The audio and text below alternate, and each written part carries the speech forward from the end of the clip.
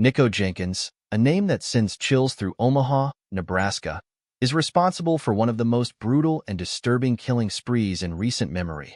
His story is one of deep-seated violence, disturbing psychological issues, and a failure of the justice system that culminated in 4 senseless murders in August 2013.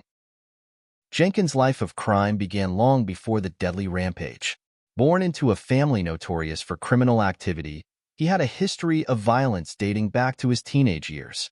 By the age of 17, he was incarcerated for armed robbery and assault, spending much of his early adult life behind bars. But it wasn't until his release in July 2013 that Jenkins' darkest chapter began. Just 11 days after being released from prison, Jenkins embarked on a killing spree that would horrify the nation. On August 11, 2013, he lured 2 individuals, Jorge Cajigaruzan and Juan Uribe Pena, to a remote area under the guise of a sexual encounter.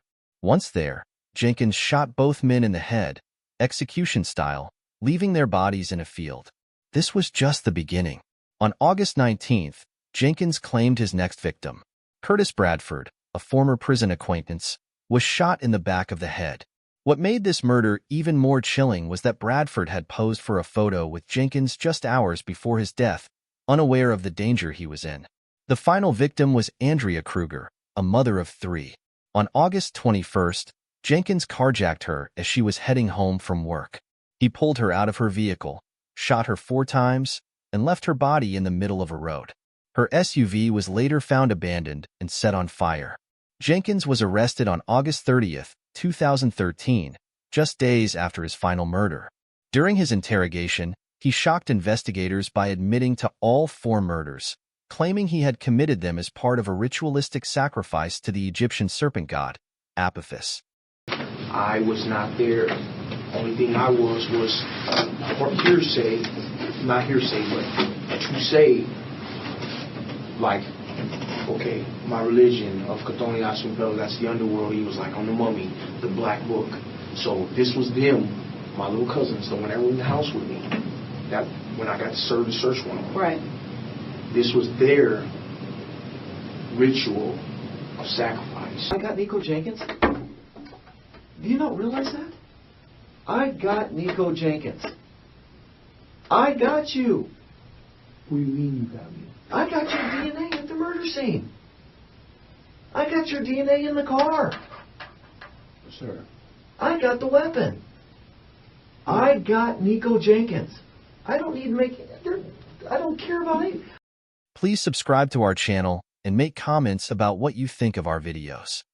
His statements were bizarre and erratic, leaving authorities and the public questioning his mental state. Jenkins' trial was a spectacle.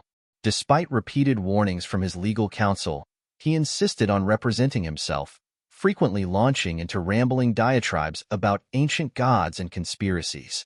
His behavior only fueled the debate over whether he was mentally competent to stand trial.